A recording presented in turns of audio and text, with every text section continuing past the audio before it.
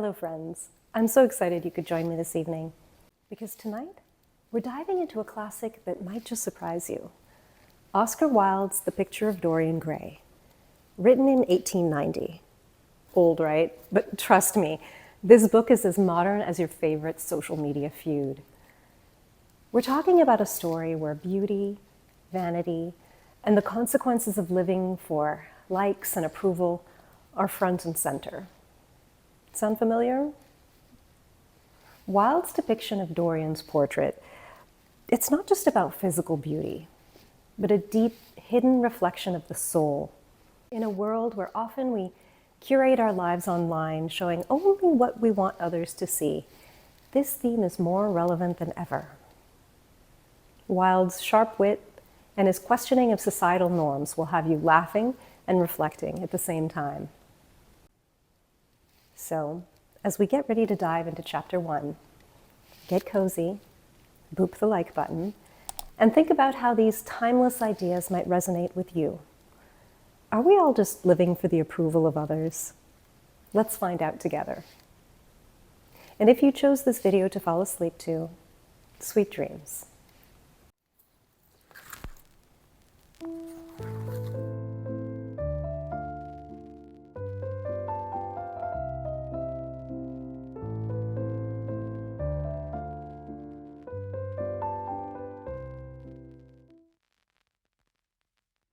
Chapter 1. The studio was filled with the rich odor of roses, and when the light summer wind stirred amidst the trees of the garden, there came through the open door the heavy scent of the lilac, or the more delicate perfume of the pink flowering thorn. From the corner of the divan of Persian saddlebags on which he was lying, smoking, as was his custom, innumerable cigarettes, Lord Henry Wotton could just catch the gleam of the honey-sweet and honey-colored blossoms of a laburnum, whose tremulous branches seemed hardly able to bear the burden of a beauty so flame-like as theirs. And now and then the fantastic shadows of birds in flight flitted across the long, tussar silk curtains that were stretched in front of the huge window, producing a kind of momentary Japanese effect, and making him think of those pallid, jade-faced painters of Tokyo who, through the medium of an art that is necessarily immobile, seek to convey the sense of swiftness and motion. The sullen murmur of the bees shouldering their way through the long, unmown grass, or circling with monotonous insistence round the dusty gilt horns of the straggling woodbine, seemed to make the stillness more oppressive. The dim roar of London was like the bourdon note of a distant organ. In the center of the room, clamped to an upright easel, stood the full-length portrait of a young man of extraordinary personal beauty, and in front of it, some little distance away, was sitting the artist himself, Basil Hallward, whose sudden disappearance some years ago caused, at the time, such public excitement, and gave rise to so many strange conjectures. As the painter looked at the gracious and comely form he had so skillfully mirrored in his art, a smile of pleasure passed across his face, and seemed about to linger there. But he suddenly started up, and closing his eyes, placed his fingers upon the lids, as though he sought to imprison within his brain some curious dream from which he feared he might awake. "It is your best work, Basil, the best thing you have ever done," said Lord Henry languidly. "You must certainly send it next year to the Grosvenor. The Academy is too large and too vulgar. Whenever I have gone there, there have been either so many people that I have not been able to see the pictures, which was dreadful, or so many pictures that I have not been able to see the people, which was worse. The Grosvenor is really the only place. I don't think I shall send it anywhere," he answered, tossing his head back in that odd way that used to make his friends laugh at him at Oxford. "No, I won't send it anywhere." Lord Henry elevated his eyebrows and looked at him in amazement through the thin blue wreaths of smoke that curled up in such fanciful whirls from his heavy, opium-tainted cigarette. "Not send it anywhere? My dear fellow, why? Have you any reason? What odd chaps you painters are. You do anything in the world to gain a reputation. As soon as you have one, you seem to want to throw it away. It is silly of you, for there is only one thing in the world worse than being talked about, and that is not being talked about. A portrait like this would set you far above all the young men in England, and make the old men quite jealous, if old men are ever capable of any emotion. I know you will laugh at me, he replied, but I really can't exhibit it. I have put too much of myself into it. Lord Henry stretched himself out on the divan and laughed. Yes, I knew you would, but it is quite true all the same. Too much of yourself in it. Upon my word, Basil, I didn't know you were so vain. And I really can't see any resemblance between you, with your rugged, strong face and your coal-black hair, and this young Adonis who looks as if he was made out of ivory and rose leaves. Why, my dear Basil, he is a Narcissus. And you, well, of course, you have an intellectual expression and all that. But beauty, real beauty, ends where an intellectual expression begins. Intellect is in itself a mode of exaggeration and destroys the harmony of any face. The moment one sits down to think, one becomes all nose, or all forehead, or something horrid. Look at the successful men in any of the learned professions, how perfectly hideous they are, except, of course, in the church. But then in the church, they don't think. A bishop keeps on saying at the age of 80 what he was told to say when he was a boy of 18, and as a natural consequence, he always looks absolutely delightful. Your mysterious young friend, whose name you have never told me, but whose picture really fascinates me, never thinks. I feel quite sure of that. He is some brainless, beautiful creature who should be always here in winter when we have no flowers to look at, and always here in summer when we want something to chill our intelligence. Don't flatter yourself, Basil. You are not in the least like him. You don't understand me, Harry, answered the artist. Of course I am not like him. I know that perfectly well. Indeed, I should be sorry to look like him. You shrug your shoulders. I am telling you the truth. There is a fatality about all physical and intellectual distinction, the sort of fatality that seems to dog through history the faltering steps of kings. It is better not to be different from one's fellows. The ugly and the stupid have the best of it in this world. They can sit at their ease and gape at the play. If they know nothing of victory, they are at least spared the knowledge of defeat. They live as we all should live, undisturbed, indifferent, and without disquiet. They neither bring ruin upon others, nor ever receive it from alien hands. Your rank and wealth, Harry, my brains, such as they are, my art, whatever it may be worth, Dorian Gray's good looks. We shall all suffer for what the gods have given us, suffer terribly. Dorian Gray? Is that his name? Asked Lord Henry, walking across the studio towards Basil Hallward. Yes, that is his name. I didn't intend to tell it to you.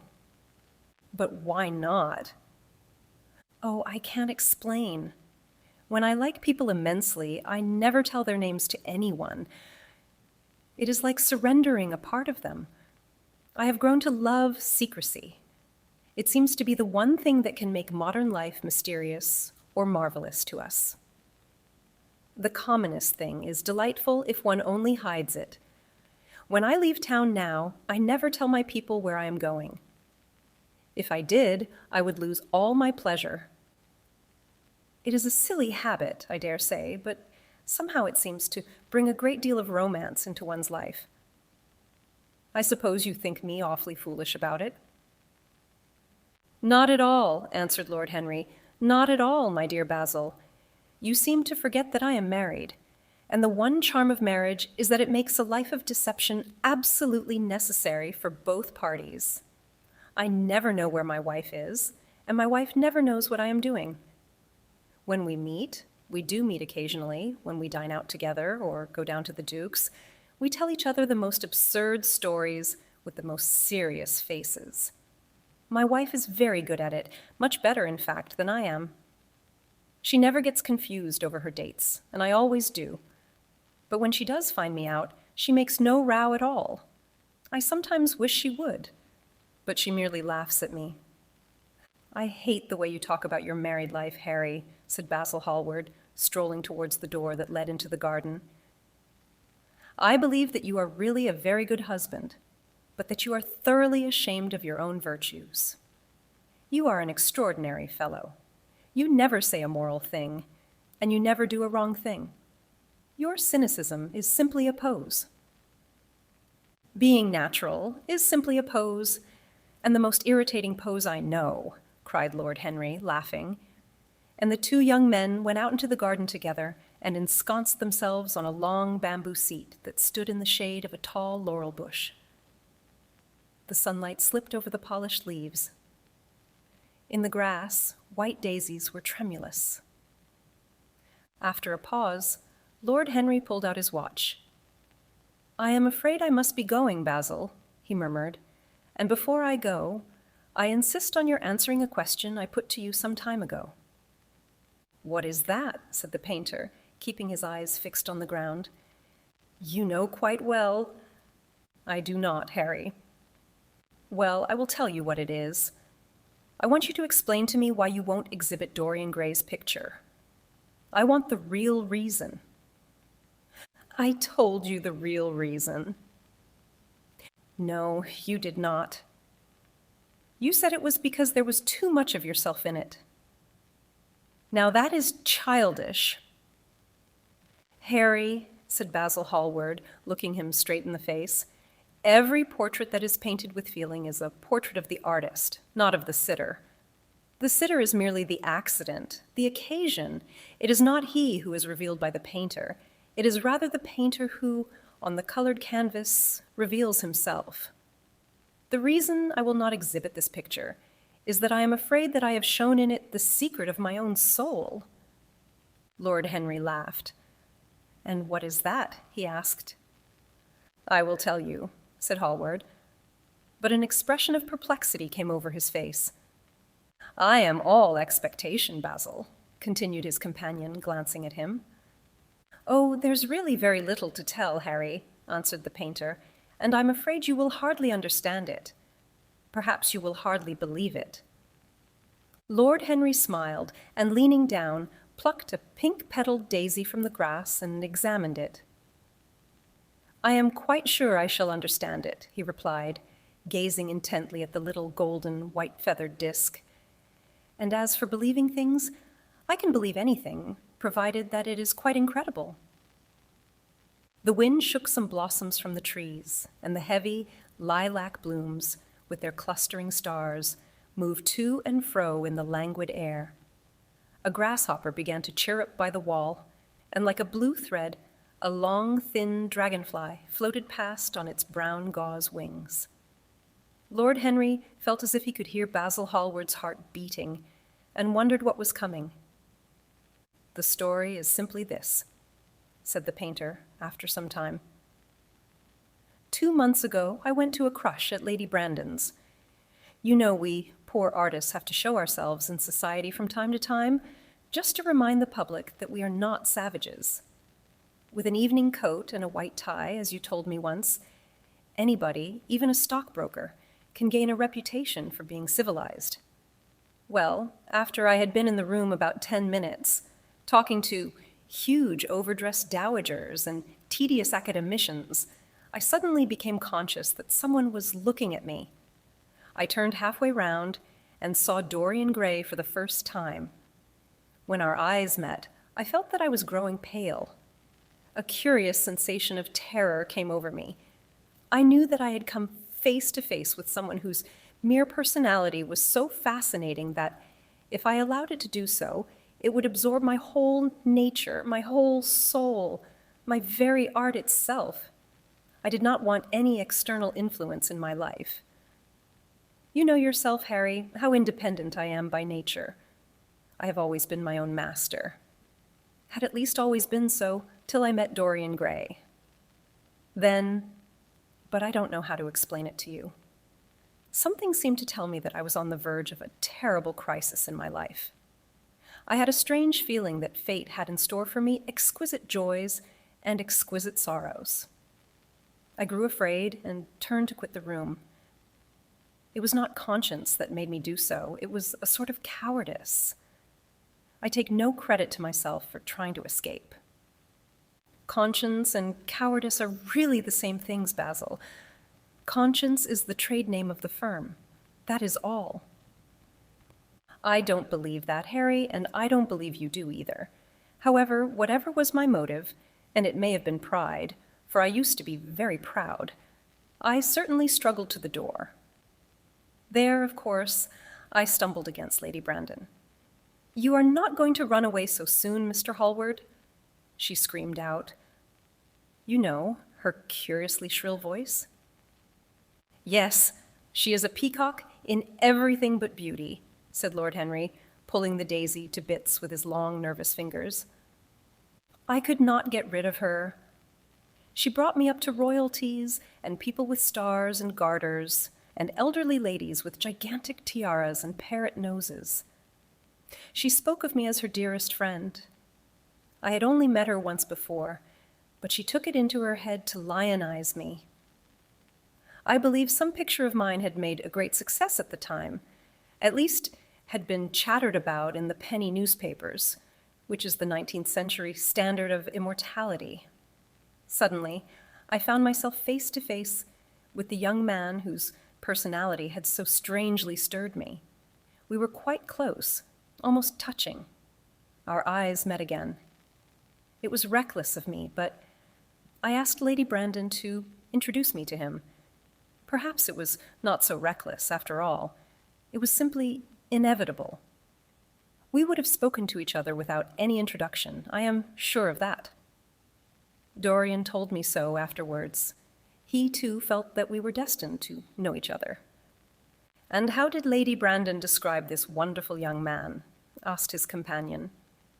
"I know she goes in for giving a rapid précis of all her guests.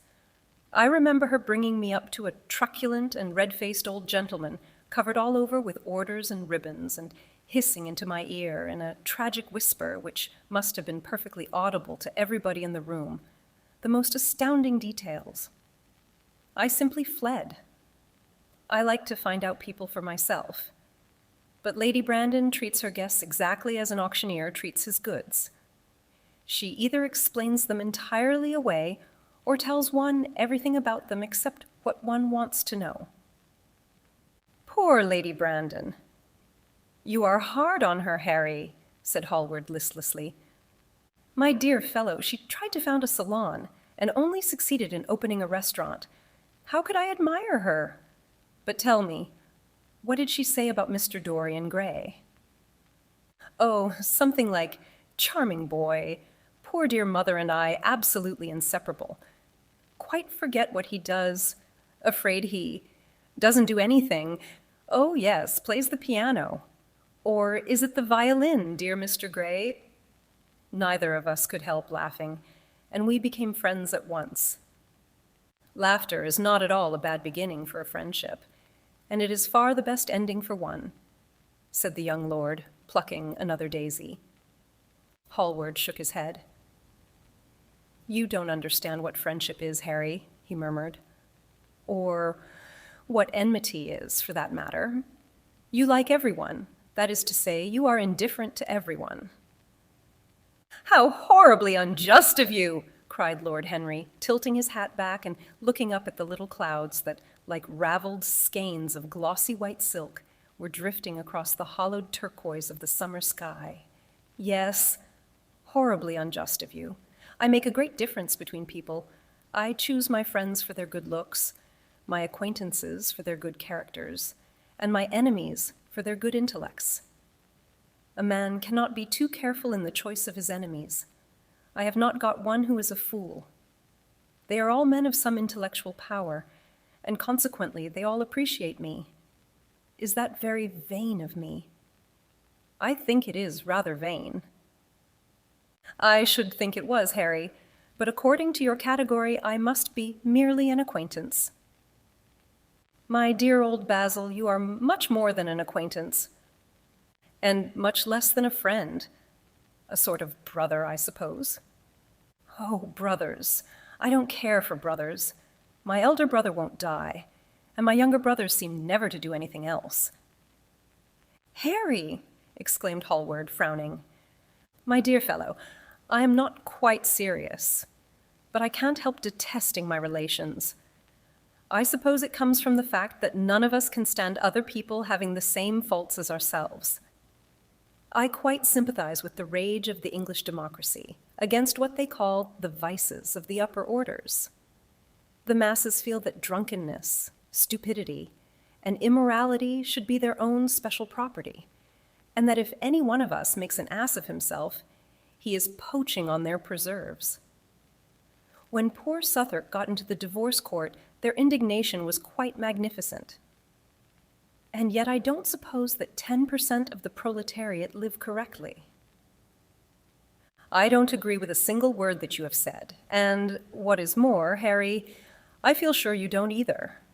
Lord Henry stroked his pointed brown beard and tapped the toe of his patent leather boot with a tasseled ebony cane.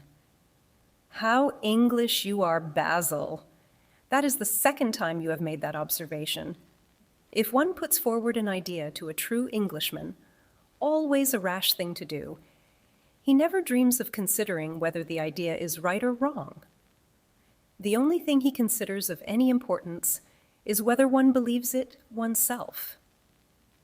Now, the value of an idea has nothing whatsoever to do with the sincerity of the man who expresses it.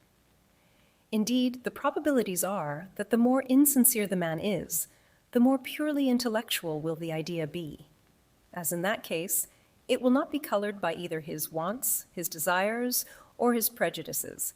However, I don't propose to discuss politics, sociology, or metaphysics with you. I like persons better than principles, and I like persons with no principles better than anything else in the world. Tell me more about Mr. Dorian Gray. How often do you see him? Every day. I couldn't be happy if I didn't see him every day. He is absolutely necessary to me. How extraordinary! I thought you would never care for anything but your art. He is all my art to me now, said the painter gravely. I sometimes think, Harry, that there are only two eras of any importance in the world's history. The first is the appearance of a new medium for art, and the second is the appearance of a new personality for art also. What the invention of oil painting was to the Venetians, the face of Antinous was to late Greek sculpture, and the face of Dorian Gray will someday be to me. It is not merely that I paint from him, draw from him, sketch from him. Of course, I have done all that, but he is much more to me than a model or a sitter. I won't tell you that I am dissatisfied with what I have done of him, or that his beauty is such that art cannot express it. There is nothing that art cannot express, and I know that the work I have done since I met Dorian Gray is good work, is the best work of my life. But in some curious way, I wonder will you understand me? His personality has suggested to me an entirely new manner in art, an entirely new mode of style. I see things differently. I think of them differently. I can now recreate life in a way that was hidden from me before. A dream of form in days of thought. Who is it who says that? I forget.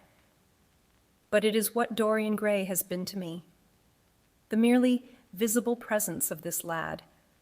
For he seems to me little more than a lad, though he is really over 20, his merely visible presence. I wonder, can you realize all that that means? Unconsciously, he defines for me the lines of a fresh school, a school that is to have in it all the passion of the romantic spirit, all the perfection of the spirit that is Greek, the harmony of soul and body. How much that is! We, in our madness, have separated the two and have invented a realism that is vulgar, an ideality that is void. Harry, if you only knew what Dorian Gray is to me. You remember that landscape of mine, for which Agnew offered me such a huge price, but which I would not part with?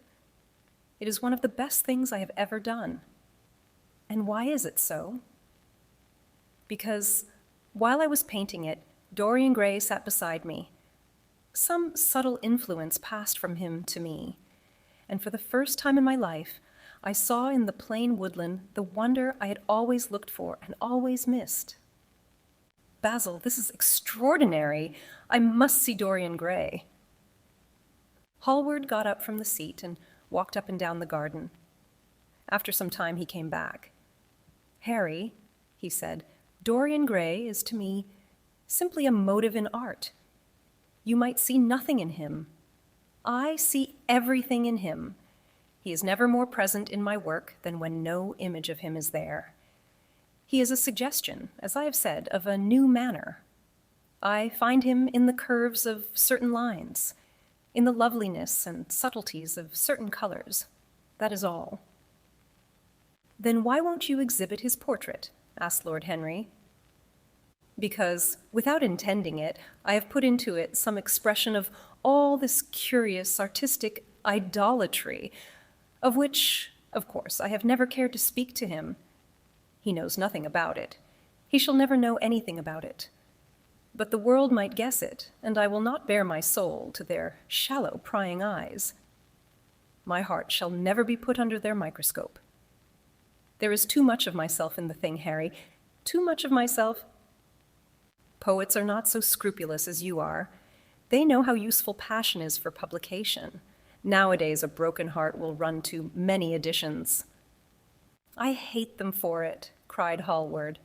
An artist should create beautiful things, but should put nothing of his own life into them.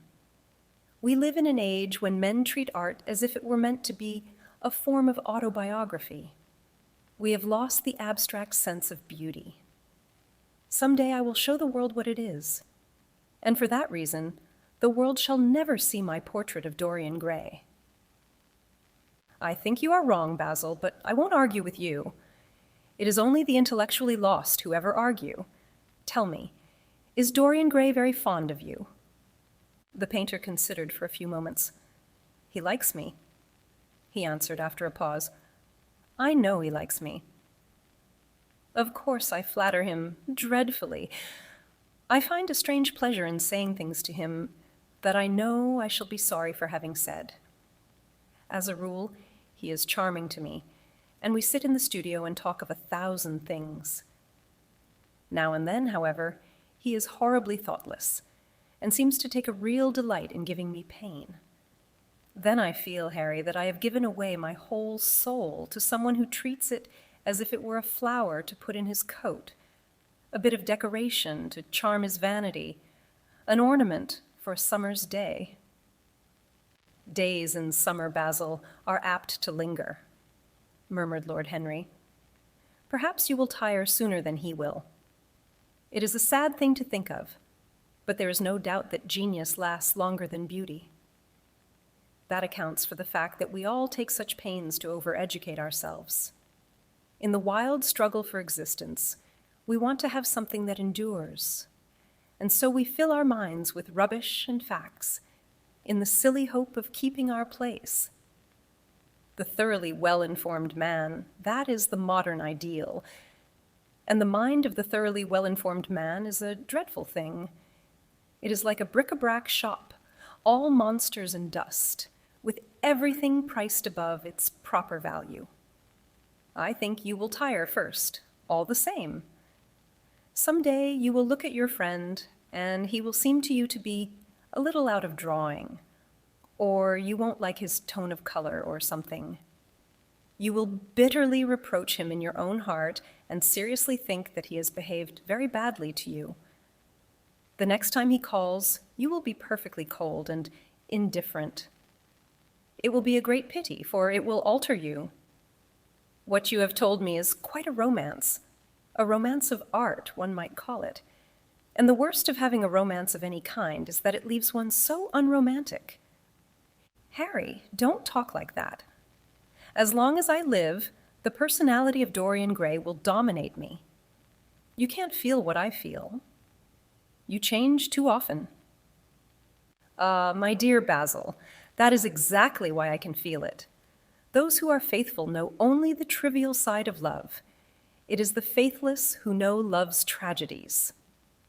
and Lord Henry struck a light on a dainty silver case and began to smoke a cigarette with a self-conscious and satisfied air, as if he had summed up the world in a phrase. There was a rustle of chirruping sparrows in the green lacquer leaves of the ivy, and the blue cloud shadows chased themselves across the grass like swallows. How pleasant it was in the garden, and how delightful other people's emotions were. Much more delightful than their ideas, it seemed to him. One's own soul and the passions of one's friends, those were the fascinating things in life. He pictured to himself with silent amusement the tedious luncheon that he had missed by staying so long with Basil Hallward. Had he gone to his aunt's, he would have been sure to have met Lord Goodbody there, and the whole conversation would have been about the feeding of the poor and the necessity for model lodging-houses. Each class would have preached the importance of those virtues for whose exercise there was no necessity in their own lives. The rich would have spoken on the value of thrift, and the idle grown eloquent over the dignity of labor. It was charming to have escaped all that. As he thought of his aunt, an idea seemed to strike him. He turned to Hallward and said, "My dear fellow, I have just remembered." "Remembered what, Harry?" "Where I heard the name of Dorian Gray." "Where was it?" asked Hallward with a slight frown. "Don't look so angry, Basil. It was at my aunt, Lady Agatha's. She told me she had discovered a wonderful young man who was going to help her in the East End, and that his name was Dorian Gray. I am bound to state that she never told me he was good-looking. Women have no appreciation of good looks. At least, good women have not. She said that he was very earnest and had a beautiful nature. I at once pictured to myself a creature with spectacles and lank hair, horribly freckled and tramping about on huge feet. I wish I had known it was your friend." "I am very glad you didn't, Harry." "Why?" "I don't want you to meet him." "You don't want me to meet him?" "No. Mr. Dorian Gray is in the studio, sir," said the butler, coming into the garden. "You must introduce me now," cried Lord Henry, laughing. The painter turned to his servant, who stood blinking in the sunlight. "Ask Mr. Gray to wait, Parker. I shall be in a few moments." The man bowed and went up the walk. Then he looked at Lord Henry. "Dorian Gray is my dearest friend," he said. "He has a simple and a beautiful nature. Your aunt was quite right in what she said of him. Don't spoil him. Don't try to influence him. Your influence would be bad. The world is wide and has many marvelous people in it. Don't take away from me the one person who gives to my art whatever charm it possesses. My life as an artist depends on him. Mind, Harry, I trust you." He spoke very slowly, and the words seemed wrung out of him, almost against his will. "What nonsense you talk," said Lord Henry, smiling, and taking Hallward by the arm, he almost led him into the house. Hey everyone, I hope you're enjoying the story so far. In Chapter 1, we got a glimpse of Dorian Gray's character and the world he inhabits. He is a young, impressionable man whose beauty is the talk of London, deeply influenced by Lord Henry's philosophies and the allure of a hedonistic lifestyle. The dynamic between Dorian, Basil Hallward, and Lord Henry hints at the internal conflict young Mr. Gray will soon face. As we move to Chapter 2, get ready to witness Dorian's character evolve even more. We'll see how his choices begin to shape his destiny, and the portrait's influence on his life becomes more pronounced.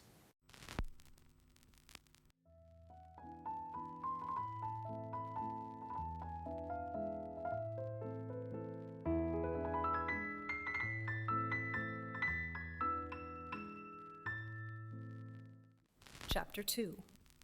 As they entered, they saw Dorian Gray. He was seated at the piano with his back to them, turning over the pages of a volume of Schumann's Forest Scenes. "You must lend me these, Basil," he cried. "I want to learn them. They are perfectly charming."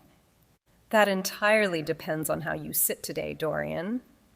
Oh, I am tired of sitting, and I don't want a life-sized portrait of myself, answered the lad, swinging round on the music stool in a willful, petulant manner. When he caught sight of Lord Henry, a faint blush colored his cheeks for a moment, and he started up. I beg your pardon, Basil, but I didn't know you had anyone with you. This is Lord Henry Wotton, Dorian, an old Oxford friend of mine. I have just been telling him what a capital sitter you were, and now you have spoiled everything. You have not spoiled my pleasure in meeting you, Mr. Gray, said Lord Henry, stepping forward and extending his hand. My aunt has often spoken to me about you. You are one of her favorites, and I am afraid, one of her victims also. I am in Lady Agatha's black books at present, answered Dorian with a funny look of penitence. I promised to go to a club in Whitechapel with her last Tuesday, and I really forgot all about it. We were to have played a duet together, 3 duets, I believe. I don't know what she will say to me. I am far too frightened to call. Oh, I will make your peace with my aunt. She is quite devoted to you. And I don't think it really matters about your not being there. The audience probably thought it was a duet.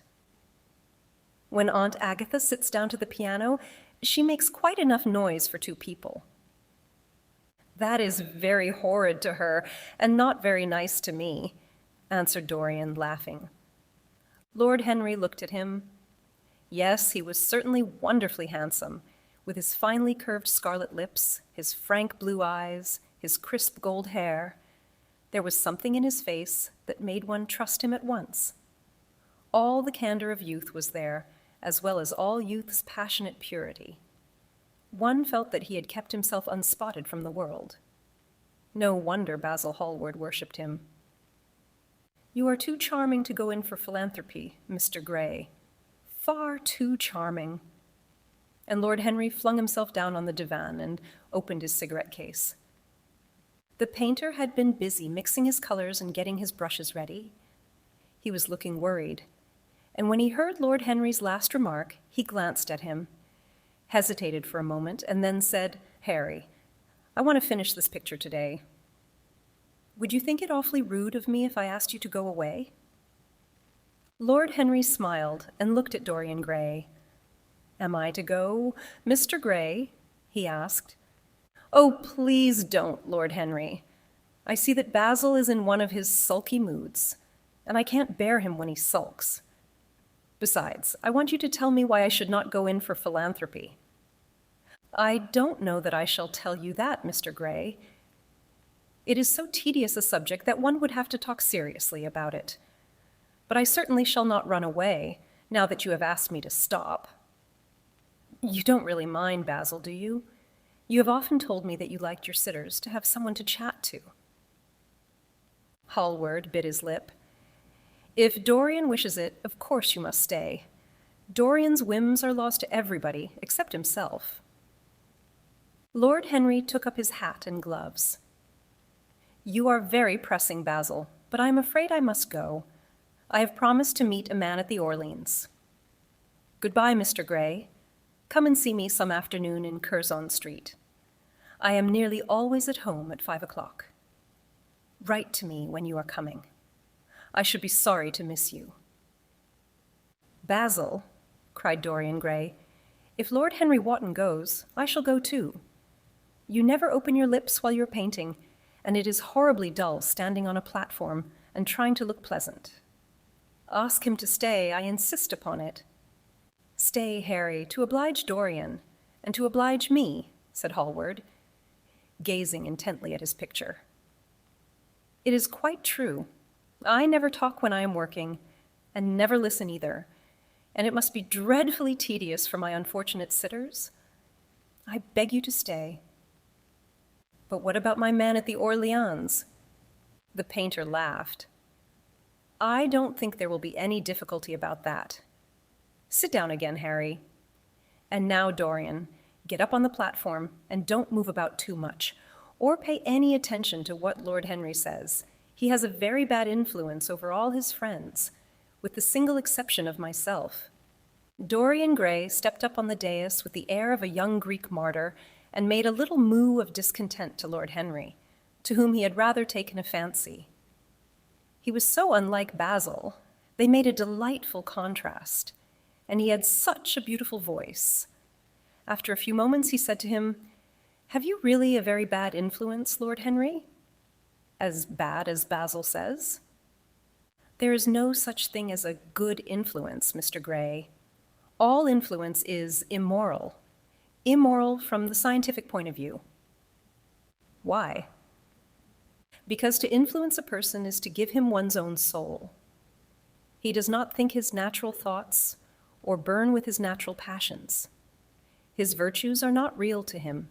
His sins, if there are such things as sins, are borrowed. He becomes an echo of someone else's music, an actor of a part that has not been written for him. The aim of life is self-development. To realize one's nature perfectly, that is what each of us is here for. People are afraid of themselves nowadays. They have forgotten the highest of all duties, the duty that one owes to oneself. Of course, they are charitable. They feed the hungry and clothe the beggar, but their own souls starve and are naked. Courage has gone out of our race. Perhaps we never really had it. The terror of society, which is the basis of morals, the terror of God, which is the secret of religion, these are the two things that govern us.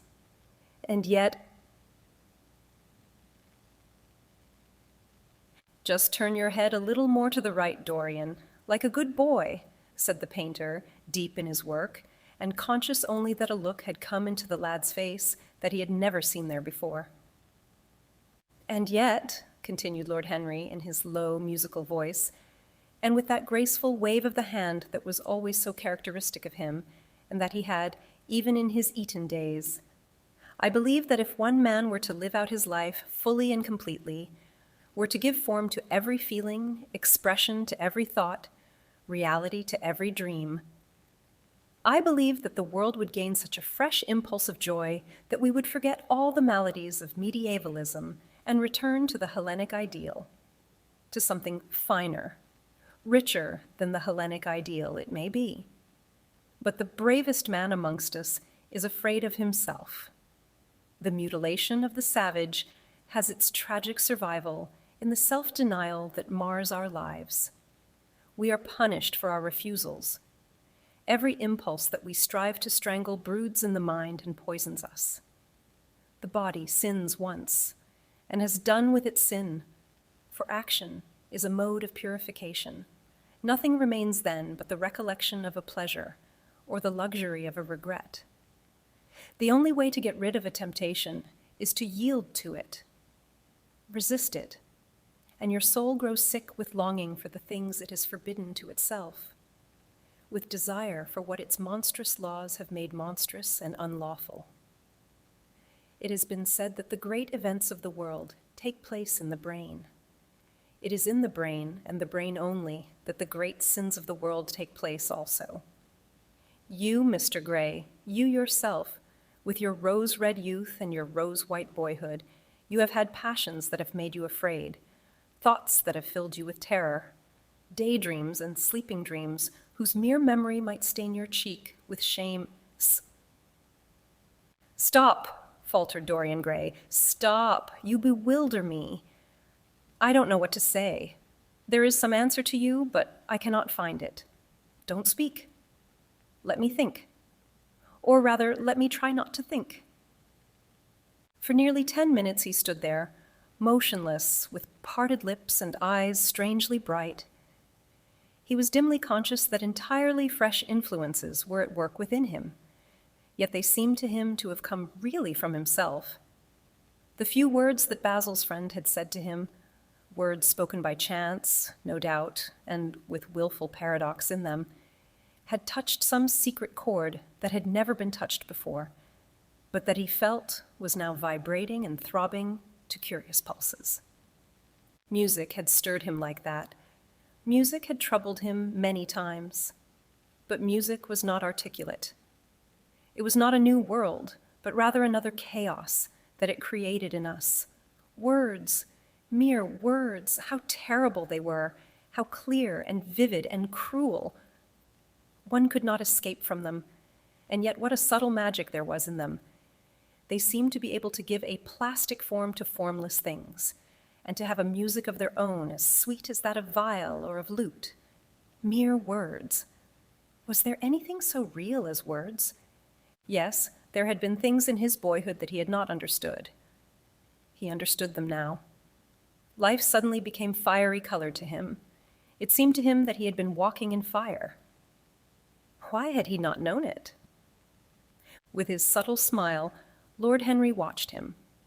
He knew the precise psychological moment when to say nothing. He felt intensely interested. He was amazed at the sudden impression that his words had produced, and remembering a book that he had read when he was 16, a book which had revealed to him much that he had not known before, he wondered whether Dorian Gray was passing through a similar experience. He had merely shot an arrow into the air. Had it hit the mark? How fascinating the lad was, Hallward painted away with that marvelous, bold touch of his, that had the true refinement and perfect delicacy that in art, at any rate, comes only from strength. He was unconscious of the silence. "Basil, I am tired of standing," cried Dorian Gray suddenly. "I must go out and sit in the garden. The air is stifling here." "My dear fellow, I am so sorry. When I am painting, I can't think of anything else. But you never sat better. You were perfectly still. And I have caught the effect I wanted. The half-parted lips and the bright look in the eyes. I don't know what Harry has been saying to you, but he has certainly made you have the most wonderful expression. I suppose he has been paying you compliments. You mustn't believe a word that he says. He has certainly not been paying me compliments. Perhaps that is the reason that I don't believe anything he has told me." "You know you believe it all," said Lord Henry, looking at him with his dreamy, languorous eyes. "I will go out to the garden with you. It is horribly hot in the studio. Basil, let us have something iced to drink, something with strawberries in it." "Certainly, Harry. Just touch the bell, and when Parker comes, I will tell him what you want. I have got to work up this background, so I will join you later on. Don't keep Dorian too long. I have never been in better form for painting than I am today. This is going to be my masterpiece. It is my masterpiece as it stands." Lord Henry went out to the garden and found Dorian Gray burying his face in the great, cool lilac blossoms, feverishly drinking in their perfume as if it had been wine. He came close to him and put his hand upon his shoulder. "You are quite right to do that," he murmured. "Nothing can cure the soul but the senses, just as nothing can cure the senses but the soul." The lad started and drew back. He was bareheaded, and the leaves had tossed his rebellious curls and tangled all their gilded threads. There was a look of fear in his eyes, such as people have when they are suddenly awakened. His finely chiseled nostrils quivered, and some hidden nerve shook the scarlet of his lips and left them trembling. "Yes," continued Lord Henry, "that is one of the great secrets of life, to cure the soul by means of the senses, and the senses by means of the soul. You are a wonderful creation. You know more than you think you know, just as you know less than you want to know." Dorian Gray frowned and turned his head away. He could not help liking the tall, graceful young man who was standing by him. His romantic, olive-colored face and worn expression interested him. There was something in his low, languid voice that was absolutely fascinating. His cool, white, flower-like hands, even, had a curious charm. They moved, as he spoke, like music, and seemed to have a language of their own. But he felt afraid of him, and ashamed of being afraid. Why had it been left for a stranger to reveal him to himself? He had known Basil Hallward for months, but the friendship between them had never altered him. Suddenly, there had come someone across his life who seemed to have disclosed to him life's mystery. And yet, what was there to be afraid of? He was not a schoolboy or a girl. It was absurd to be frightened. "Let us go and sit in the shade," said Lord Henry. "Parker has brought out the drinks, and if you stay any longer in this glare, you will be quite spoiled, and Basil will never paint you again. You really must not allow yourself to become sunburnt. It would be unbecoming."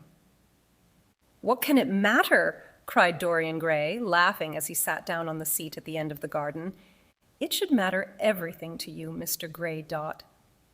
"Why?" "Because you have the most marvelous youth, and youth is the one thing worth having." "I don't feel that, Lord Henry." "No, you don't feel it now. Some day, when you are old and wrinkled and ugly, when thought has seared your forehead with its lines, and passion branded your lips with its hideous fires, you will feel it. You will feel it terribly. Now, wherever you go, you charm the world. Will it always be so? You have a wonderfully beautiful face, Mr. Gray. Don't frown. You have. And beauty is a form of genius, is higher indeed than genius, as it needs no explanation. It is of the great facts of the world, like sunlight or springtime, or the reflection in dark waters of that silver shell we call the moon. It cannot be questioned. It has its divine right of sovereignty. It makes princes of those who have it. You smile. Ah, when you have lost it, you won't smile. People say sometimes that beauty is only superficial.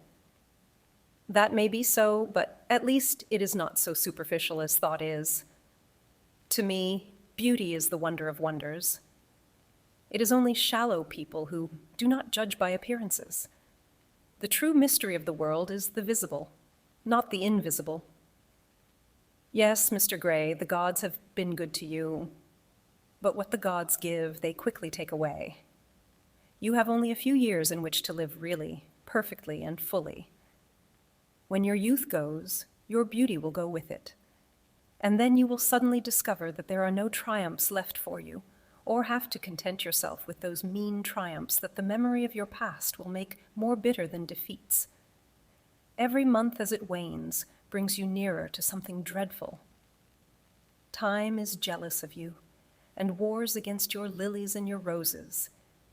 You will become sallow, and hollow-cheeked, and dull-eyed. You will suffer horribly. Ah, realize your youth while you have it.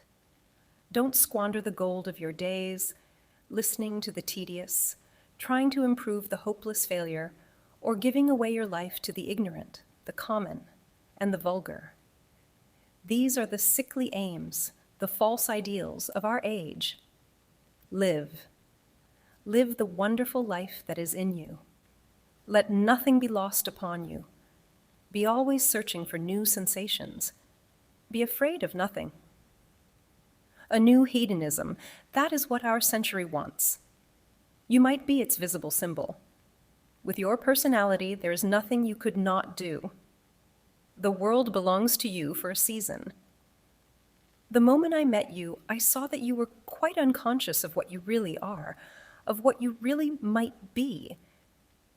There was so much in you that charmed me that I felt I must tell you something about yourself. I thought how tragic it would be if you were wasted. For there is such a little time that your youth will last. Such a little time. The common hill flowers wither, but they blossom again. The laburnum will be as yellow next June as it is now. In a month there will be purple stars on the clematis, and year after year the green night of its leaves will hold its purple stars. But we never get back our youth. The pulse of joy that beats in us at 20 becomes sluggish. Our limbs fail, our senses rot. We degenerate into hideous puppets, haunted by the memory of the passions of which we were too much afraid, and the exquisite temptations that we had not the courage to yield to. Youth! Youth! There is absolutely nothing in the world but youth. Dorian Gray listened, open-eyed and wondering. The spray of lilac fell from his hand upon the gravel. A furry bee came and buzzed round it for a moment. Then it began to scramble all over the oval stellated globe of the tiny blossoms. He watched it with that strange interest in trivial things that we try to develop when things of high import make us afraid, or when we are stirred by some new emotion for which we cannot find expression, or when some thought that terrifies us lays sudden siege to the brain and calls on us to yield. After a time, the bee flew away. He saw it creeping into the stained trumpet of a Tyrian convolvulus. The flower seemed to quiver, and then swayed gently to and fro. Suddenly, the painter appeared at the door of the studio and made staccato signs for them to come in. They turned to each other and smiled. "I am waiting," he cried. "Do come in. The light is quite perfect, and you can bring your drinks." They rose up and sauntered down the walk together. 2 green and white butterflies fluttered past them, and in the pear tree at the corner of the garden, a thrush began to sing. "You are glad you have met me, Mr. Gray," said Lord Henry, looking at him. "Yes, I'm glad now. I wonder, shall I always be glad?" "Always? That is a dreadful word. It makes me shudder when I hear it. Women are so fond of using it. They spoil every romance by trying to make it last forever. It is a meaningless word, too. The only difference between a caprice and a lifelong passion is that the caprice lasts a little longer." As they entered the studio, Dorian Gray put his hand upon Lord Henry's arm. "In that case, let our friendship be a caprice," he murmured, flushing at his own boldness, then stepped up on the platform and resumed his pose. Lord Henry flung himself into a large wicker armchair and watched him. The sweep and dash of the brush on the canvas made the only sound that broke the stillness, except when, now and then, Hallward stepped back to look at his work from a distance. In the slanting beams that streamed through the open doorway, the dust danced and was golden. The heavy scent of the roses seemed to brood over everything. After about a quarter of an hour, Hallward stopped painting, looked for a long time at Dorian Gray, and then for a long time at the picture, biting the end of one of his huge brushes and frowning. "It is quite finished," he cried at last, and stooping down he wrote his name in long vermilion letters on the left-hand corner of the canvas. Lord Henry came over and examined the picture. It was certainly a wonderful work of art, and a wonderful likeness as well. "My dear fellow, I congratulate you most warmly," he said. "It is the finest portrait of modern times. Mr. Gray, come over and look at yourself." The lad started, as if awakened from some dream. "Is it really finished?" he murmured, stepping down from the platform. "Quite finished," said the painter, "and you have sat splendidly today. I am awfully obliged to you." "That is entirely due to me," broke in Lord Henry. "Isn't it, Mr. Gray?" Dorian made no answer, but passed listlessly in front of his picture and turned towards it. When he saw it, he drew back, and his cheeks flushed for a moment with pleasure. A look of joy came into his eyes, as if he had recognized himself for the first time. He stood there motionless and in wonder, dimly conscious that Hallward was speaking to him, but not catching the meaning of his words. The sense of his own beauty came on him like a revelation. He had never felt it before. Basil Hallward's compliments had seemed to him to be merely the charming exaggeration of friendship. He had listened to them, laughed at them, forgotten them. They had not influenced his nature. Then had come Lord Henry Wotton with his strange panegyric on youth, his terrible warning of its brevity. That had stirred him at the time, and now, as he stood gazing at the shadow of his own loveliness, the full reality of the description flashed across him. Yes, there would be a day when his face would be wrinkled and wizened, his eyes dim and colorless, the grace of his figure broken, and deformed. The scarlet would pass away from his lips, and the gold steal from his hair. The life that was to make his soul would mar his body. He would become dreadful, hideous, and uncouth. As he thought of it, a sharp pang of pain struck through him like a knife and made each delicate fiber of his nature quiver. His eyes deepened into amethyst, and across them came a mist of tears. He felt as if a hand of ice had been laid upon his heart. "Don't you like it?" cried Hallward at last, stung a little by the lad's silence, not understanding what it meant. "Of course he likes it," said Lord Henry. "Who wouldn't like it?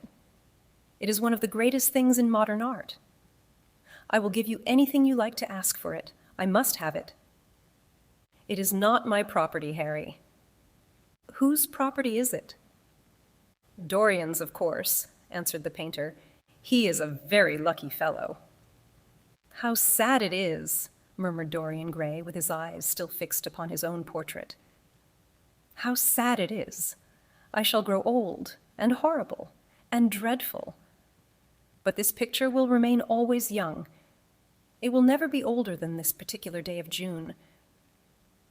If it were only the other way, if it were I who was to be always young and the picture that was to grow old, for that, I would give everything.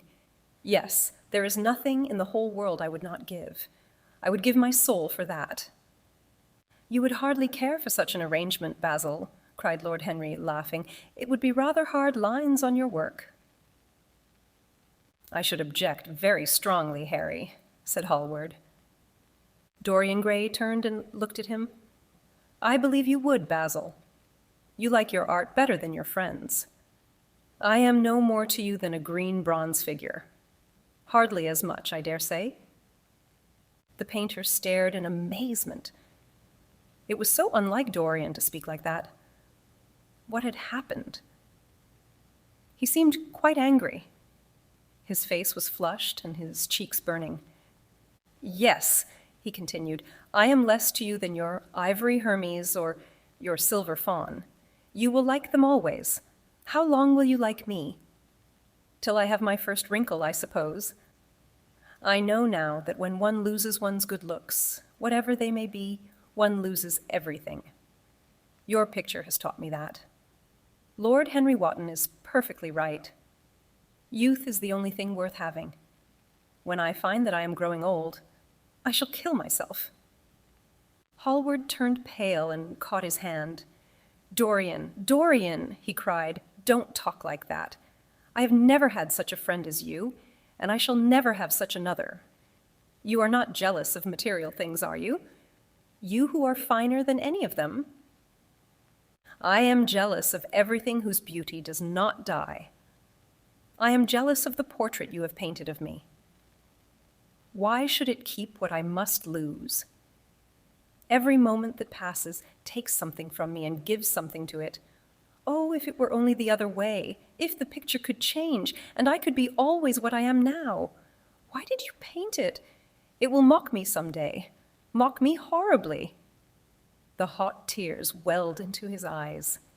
He tore his hand away, and, flinging himself on the divan, he buried his face in the cushions, as though he was praying. "This is your doing, Harry," said the painter bitterly. Lord Henry shrugged his shoulders. "It is the real Dorian Gray, that is all." "It is not." "If it is not, what have I to do with it?" "You should have gone away when I asked you," he muttered. "I stayed when you asked me," was Lord Henry's answer. "Harry, I can't quarrel with my two best friends at once, but between you both you have made me hate the finest piece of work I've ever done, and I will destroy it. What is it but canvas and color? I will not let it come across our 3 lives and mare them." Dorian Gray lifted his golden head from the pillow, and with pallid face and tear-stained eyes, looked at him as he walked over to the deal painting table that was set beneath the high-curtained window. What was he doing there? His fingers were straying about among the litter of tin tubes and dry brushes. seeking for something. Yes, it was for the long palette knife, with its thin blade of lithe steel. He had found it at last. He was going to rip up the canvas. With a stifled sob, the lad leapt from the couch and, rushing over to Hallward, tore the knife out of his hand and flung it to the end of the studio. "Don't, Basil, don't," he cried. "It would be murder." "I am glad you appreciate my work at last, Dorian," said the painter coldly when he had recovered from his surprise. "I never thought you would." "Appreciate it. I am in love with it, Basil. It is part of myself. I feel that... Well, as soon as you are dry, you shall be varnished and framed and sent home. Then you can do what you like with yourself." And he walked across the room and rang the bell for tea. "You will have tea, of course, Dorian. And so will you, Harry? Or do you object to such simple pleasures?" "I adore simple pleasures," said Lord Henry. "They are the last refuge of the complex. But I don't like scenes, except on the stage." "What absurd fellows you are, both of you. I wonder who it was defined man as a rational animal. It was the most premature definition ever given. Man is many things, but he is not rational. I am glad he is not, after all, though I wish you chaps would not squabble over the picture. You had much better let me have it, Basil. This silly boy doesn't really want it, and I really do. If you let anyone have it but me, Basil, I shall never forgive you," cried Dorian Gray, "and I don't allow people to call me a silly boy." "You know the picture is yours, Dorian. I gave it to you before it existed.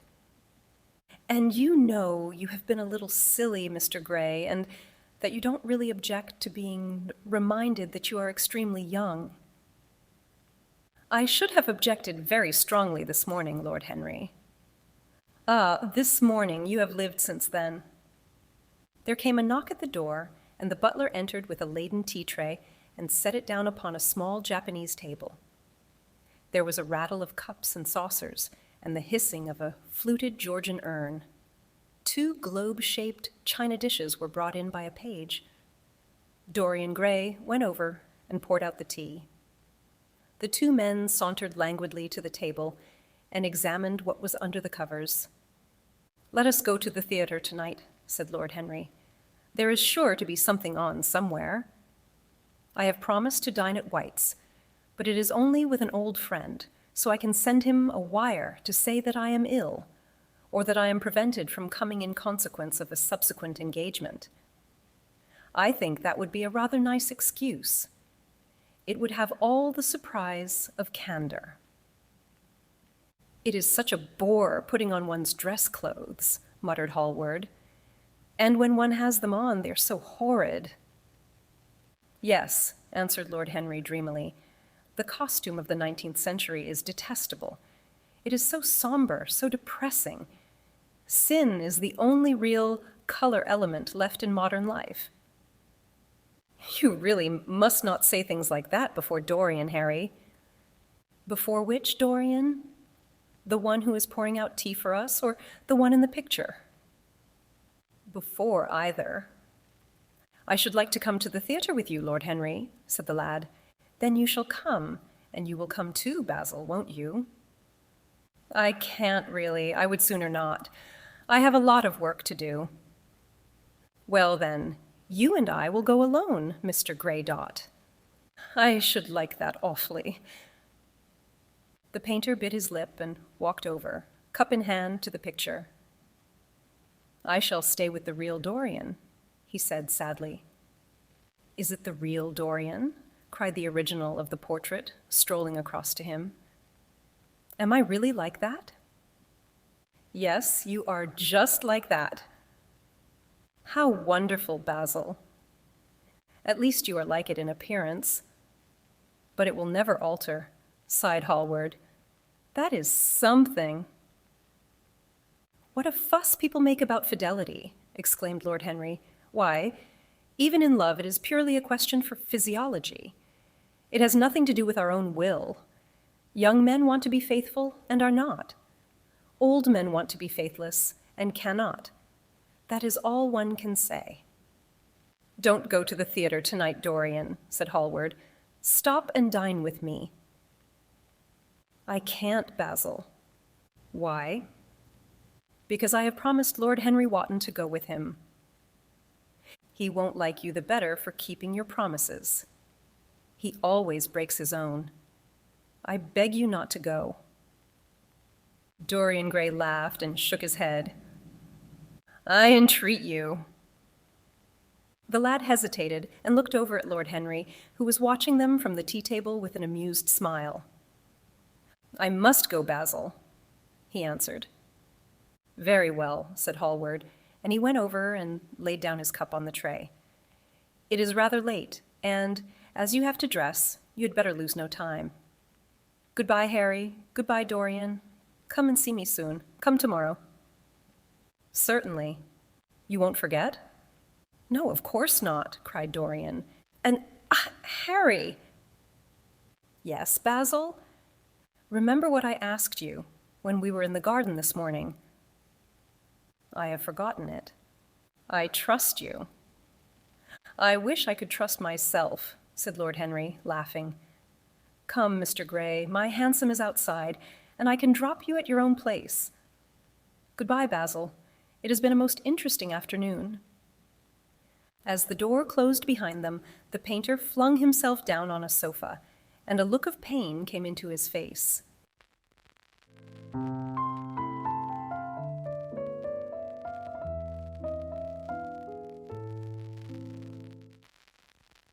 Thanks for listening. If you enjoyed this video, please consider subscribing and turning on the notification bell.